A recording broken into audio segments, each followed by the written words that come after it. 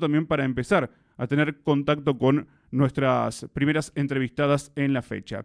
Y hablando de la primera entrevista, ya nos vamos a introducir, nos vamos a meter, ¿sí?, en nuestra primera entrevista en el día de hoy para charlar con una protagonista de lo que es nuestra actualidad chivilcoyana también, preguntarle por un poco de todo a Yanila Cofré, que hace rato que no charlamos con ella, ¿sí?, y a ver, bueno, qué balance ha hecho de 2024, cómo arrancó este 2025 en diferentes ámbitos, ¿no? ¿Cómo estás, Yanila? Buen día, gracias por conectarte con nosotros. ¿Cómo andás?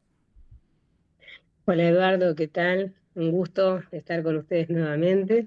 Un saludo a toda la audiencia, un feliz 2025. Es cierto, no hemos estado en contacto este año, así que, bueno, esperemos que sea un gran año para todos, ¿no? Bueno, Yanila, ¿qué balance se ha hecho, ¿no?, de lo que fue un año, un gobierno nacional distinto, ¿no?, en relación justamente a los periodos anteriores, bueno, y con muchas cosas que fueron pasando durante este año, ¿no? Desde el punto de vista, por ejemplo, laboral, que es por ahí de lo que solemos charlar y de los que más te compete habitualmente, ¿qué análisis se ha hecho? Bueno, tristemente tenemos que decir que ha sido un año de permanentes pérdidas para los trabajadores, ¿no? Eh, de inseguridades, de miedos, porque realmente nadie está seguro en su fuente de trabajo. Vemos que se pierden día a día fuentes de trabajo. Es un gobierno que tiene una insensibilidad pocas veces vista. Eh, no hay mucha vuelta para darle. Gobierna para un círculo muy chiquito y en favor de ese círculo, sin importar lo que pase alrededor, no le importa a la gente, no le importan los niños ni los adultos, digo, no le importa, eh, claramente es un gobierno que no le interesa, ha hecho creer, tiene un discurso que aprovechó el enojo de los trabajadores porque era cierto que faltaba recomposición de sus salarios, poder llegar mejor, teníamos una inflación que venía que en realidad fue lo único que pudieron lograr, es decir, que controlaron la inflación a costa de que nadie compre nada, porque esa es la realidad. Eh, Así cualquiera baja la inflación, ¿no? Dejando afuera a todo el mundo. Eh, Son tantos los motivos malos para la gente, para los trabajadores, para los jubilados. Digo, es tanta la gente afectada en este momento que, que es muy difícil centrarse en algo, digo, son todas malas noticias, no tenemos nada bueno, porque, mira, yo digo, viendo desde lo nuestro, que es los trabajadores, yo estoy en contacto mucho con trabajadores, o sea, es que Sí. por mis distintas funciones, eh, a ver, yo el otro día conversábamos con un trabajador, ¿no? Decíamos, bueno, vos antes tenías una inflación de un 25%, pero a la hora de ir a una paritaria, también tenías una recomposición salarial que acercaba a eso, ¿no? Entonces digo, bueno, cuando a vos te subían las cosas, vos tu sueldo iba subiendo, siempre estamos hablando de que no estábamos en una panacea, ¿no? Digo, pero vos podías arrimar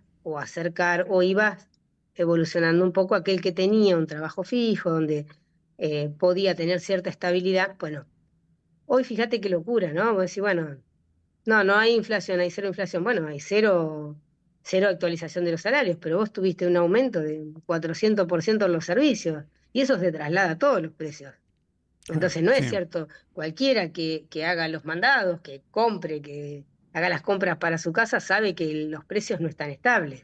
Entonces, cuando hablamos de la inflación hay que tener cuidado hacia dónde vamos, ¿no? Digo, bueno, esto tiene que ver con la construcción de un discurso donde la mayoría de la gente no intenta analizar en profundidad qué es lo que pasa, aprovechar el enojo que tenían, ¿no? Porque bueno, no estaban en edad, no estaban en las condiciones que querían y aprovecharon ese enojo, pero lo más grave de todo es la violencia que instalan, ¿no? O sea, todo aquel que piense distinto hay que eliminarlo a como dé lugar. Y la agresividad en el discurso, vos fíjate que ya se empieza a reflejar en la sociedad, ¿no? Ves en los distintos ámbitos la violencia que hay, ¿no? Cualquiera se enoja, cualquiera pega, cualquiera tira, cualquiera rompe, cualquiera tira tiro, ¿no? Digo, bueno, hemos visto en distintos sucesos, tristemente, ya en este corto tiempo del 2025, cómo la sociedad empieza a asimilar el discurso violento y agresivo que tiene el presidente actual, y bueno, y eso hace eco en las acciones cotidianas, ¿no? Y en los Eh, distintos puntos del país. en algunos casos tenemos que hablar de pérdidas de fuentes laborales y en otro caso de pérdida de derechos. Bueno, eso es lo grave, ¿no? Digo, hablamos tanto de pérdida de las fuentes laborales, seguro, porque además va a destrozar la industria nacional. Entonces, toda esa fuente laboral se pierde. Entonces, a ver, esta fórmula no tiene otra manera. No hay otra forma, se destruye la industria nacional. Eh, y lo más grave de todo esto también es la pérdida de derechos. Ambas cosas son muy graves, ¿no? Porque, a ver, cuando alguien que está acostumbrado a trabajar, a ganarse su dinero, a mantener a su familia, empieza a tambalear porque no sabe cuánto tiempo más va a estar, si va a estar, es levantarte todos los días pensando, no sabes si vas a volver a a tu casa teniendo trabajo o perdiéndolo, ¿no? Y Claro. lo hemos vivido. Nosotros en Chivilcoy hemos tenido tristemente que afrontarlo muy rápidamente, ¿no? De un montón de gente que ha perdido su fuente laboral. Y a ver, y con esto no es solamente esa fuente laboral, Eduardo, porque esto es una cadena, ¿sí? El que tenía quien cortara el pasto, le pintara, le arreglara, hiciera algún trabajo en su casa, bueno, deja de tener, el que tenía niñera, el que tenía gente que hiciera limpieza en su domicilio, digo, todo esto son el almacenero, ¿no? Se Sí, sí, sí, resiente, por vos no vas a supuesto. comprar, digo, esto es una cadena. No termina en esa fuente laboral y en esas 10 personas, 20 personas, 50 personas que perdieron el trabajo.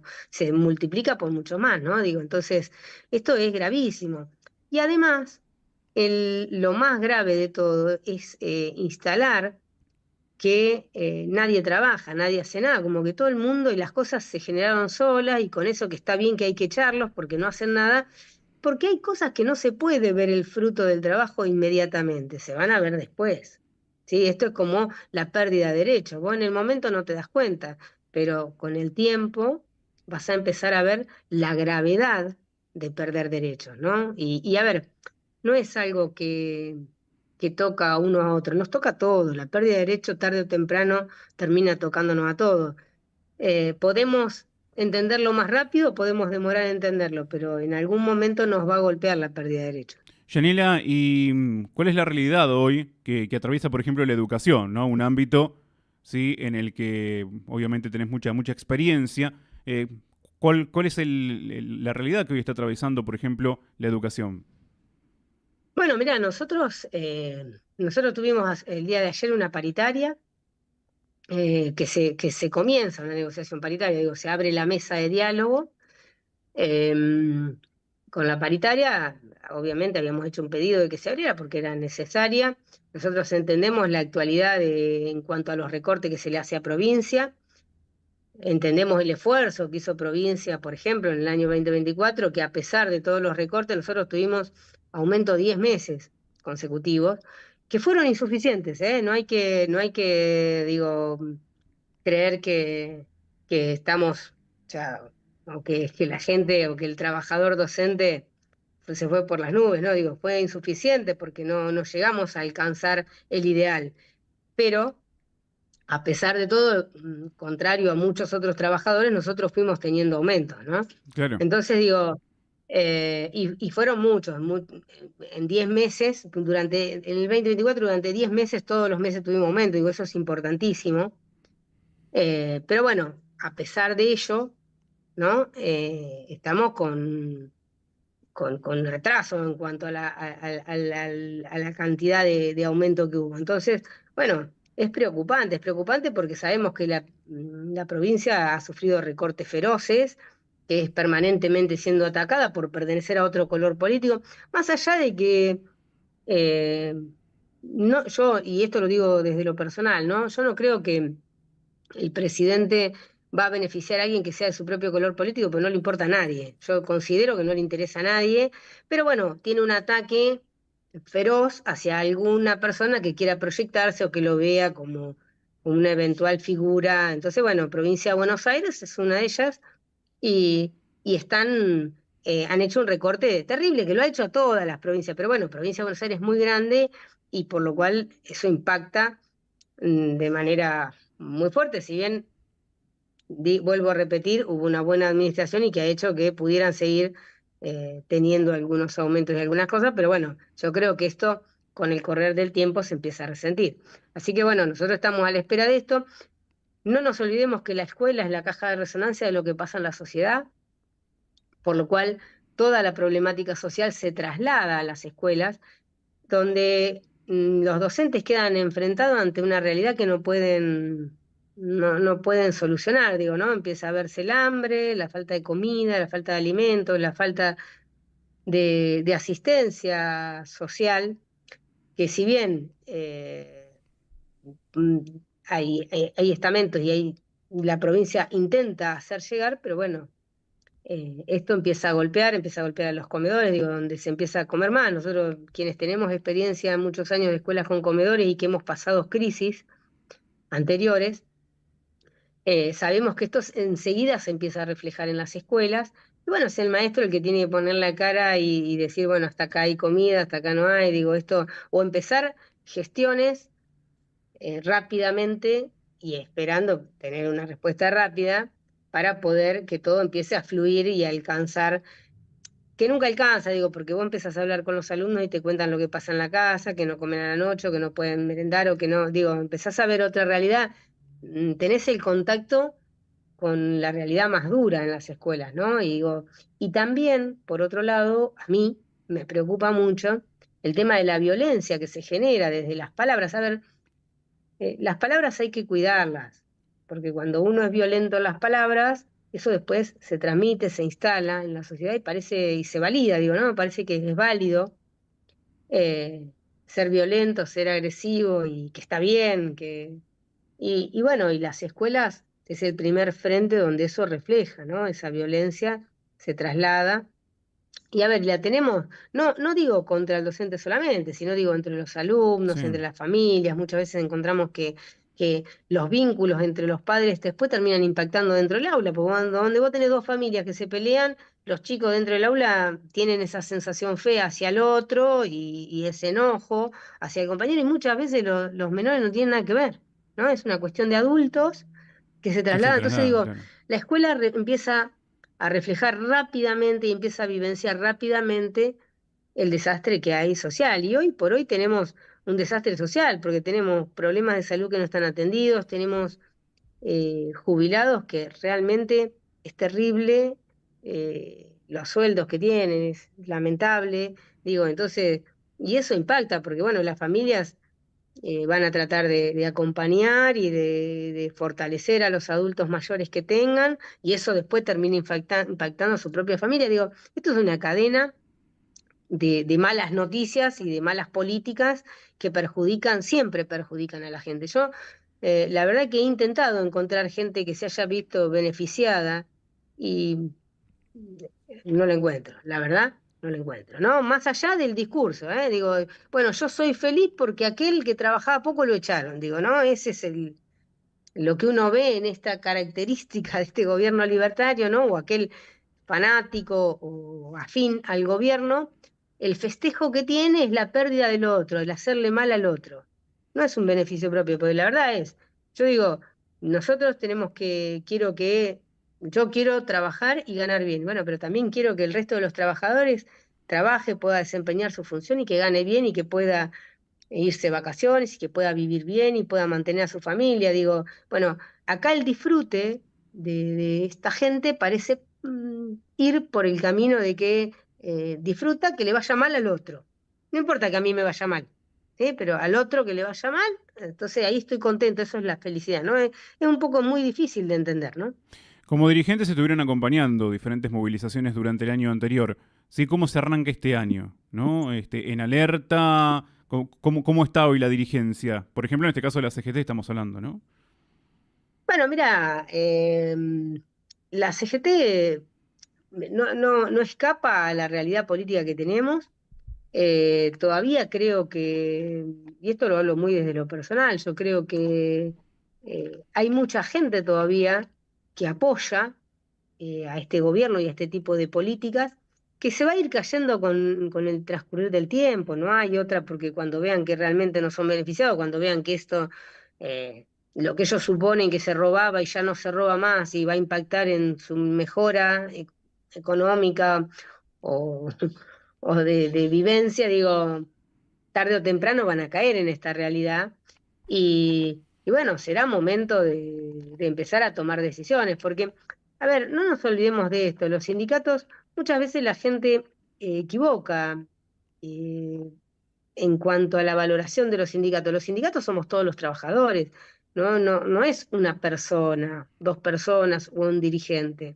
Un dirigente puede ser más bueno o más malo si representa o no el pensar y el sentir de su gente, de sus representados, pero la realidad es que el sindicato son todos los trabajadores. ¿Sí? Si nosotros decimos, bueno, los trabajadores docentes vamos a salir a hacer un reclamo, y si salgo yo sola, por más que sea dirigente, que quiera y que tenga muchas ganas, Sí, sí, sí. eso no tiene fortaleza. Lo que tiene fortaleza es hacerlo en comunidad, hacerlo todo junto, ponernos de acuerdo, digo, eh, y yo creo que esa va a ser eh, el gran desafío, ¿no?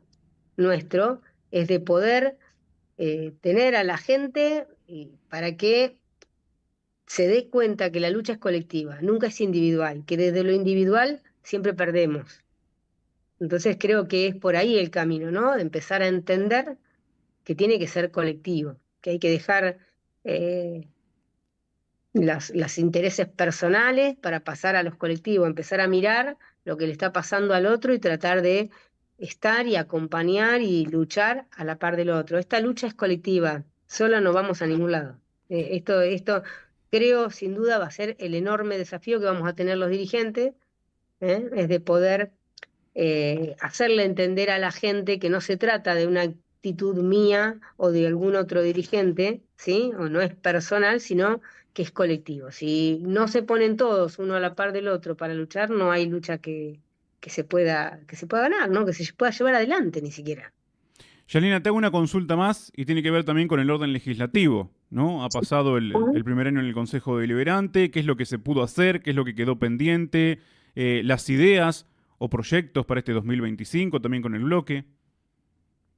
Bueno, mira, realmente, Eduardo, es muy difícil trabajar en este Consejo Deliberante porque tiene una particularidad, ¿no? Nada se discute en el recinto, porque en las comisiones tenemos que estar todos, los concejales, donde tienen una mayoría casi automática, te diría, porque en realidad tenemos un bloque oficialista con 6 y tenemos un bloque de 4 que responde automáticamente a las exigencias del intendente y lo ha demostrado en cosas importantes. Después por ahí marcan alguna diferencia y tenemos 2 o 3 concejales más que están en la misma, o sea, son como si fueran oficialistas. Esto no podemos engañarnos, si no miremos las votaciones, ¿no? Digo, y después temas importantes, a ver, un tema importante es el salario de los trabajadores municipales, es una vergüenza. Cuando nosotros hablamos de los jubilados, bueno, el trabajador municipal está peor todavía que un jubilado, y no hay cero voluntad política, porque la verdad es, vemos que dinero hay,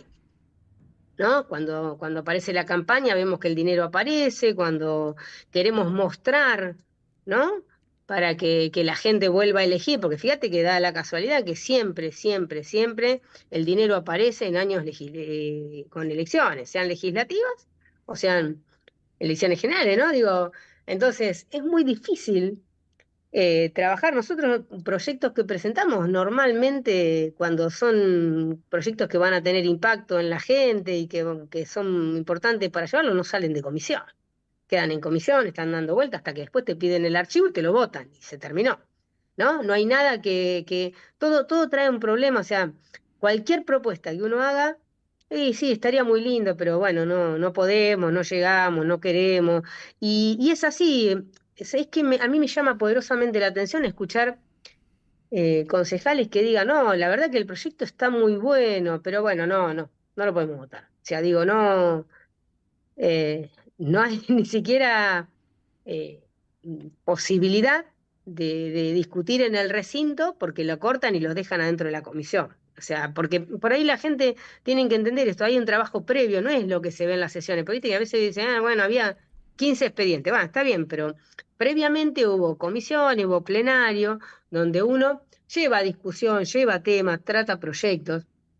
Bueno, a ver, yo creo que hay mucho por trabajar, creo que las legislativas de este año van a ser importantes, necesitamos un número más grande de opositores para poder llevar adelante y poder destrabar, si se quiere, de alguna manera, proyectos que sean de impacto para la gente, ¿no? Bueno, nosotros vemos año a año cómo se deteriora nuestra ciudad, eh, lo vemos desde los espacios públicos, que están destruidos, o sea, a ver, yo invito a cualquier persona que vaya a mirar fotos de 10 años atrás, ¿no? Cualquier foto que se haya sacado en cualquier punto de la ciudad estaba limpia, ordenada, digo, hoy por hoy es un desastre, es un desastre. Y a ver, esto yo no quiero que se interprete que la culpa es de los empleados municipales, porque sin los insumos, sin las herramientas y sin las posibilidades, y sin a ver, acá los que tienen que ordenar son los secretarios, los directores, digo, para eso están.